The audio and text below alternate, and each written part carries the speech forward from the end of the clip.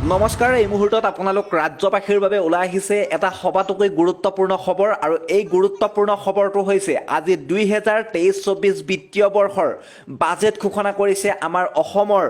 মন্ত্ৰী অজন্তা নেওগ ডাঙৰীয়ানীয়ে আৰু এই অজন্তা নেওগ ডাঙৰীয়ানীয়ে ঘোষণা কৰা বিত্তীয় বাজেটত কি আছে সম্পূৰ্ণকৈ এই ভিডিঅ'ত আমি লাগতিয়াল তথ্য বা লাগতিয়াল উল্লেখনীয় টপিক কেইটা আলোচনা কৰিম। গতিকে ভিডিঅ'টো শেষলৈকে চাব। চেনেলত যদি নতুন চেনেলটো ছাবস্ক্ৰাইব কৰি ল'বলৈ নেপায়। আপোন ঘৰ আঁচনিৰ বাজেটত জায়গাটা দেখি আছো বাহুৰা বালি ইংগাৰি আমাৰ জায়গাটা এনেকুৱা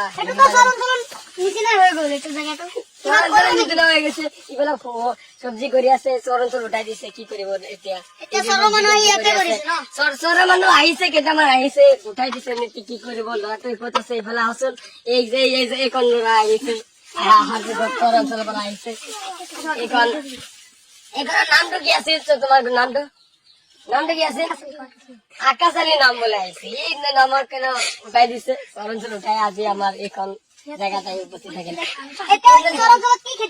কি খেতি কৰিব মানে বাইগনি পুৰা বাগান কৰিব পাৰিব লগতে আছে মুড়ি ছাগল বাগল কৰিব তৰমুজ এইবিলাক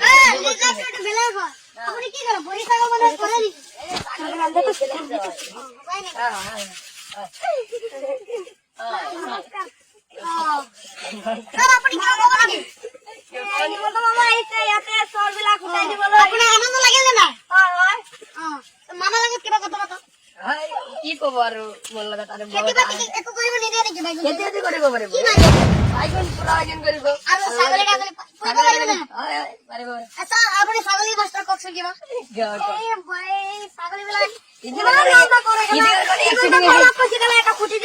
আপুনি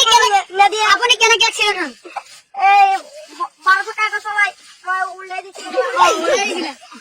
আপুনি গুচি যাওক আপুনি গুচি যাওক हेलो वीडियो আজি এখানে এখন মানুহ অৰুণাদা আছে নিদিয়ে নেকি অৰুণাদা দিম এইবিলাক দি দিম লেঙ্গা কিমান কে দিম আৰু 12 13 দি আছে এনেকুৱা অৰুণাদা হ'ব ওকে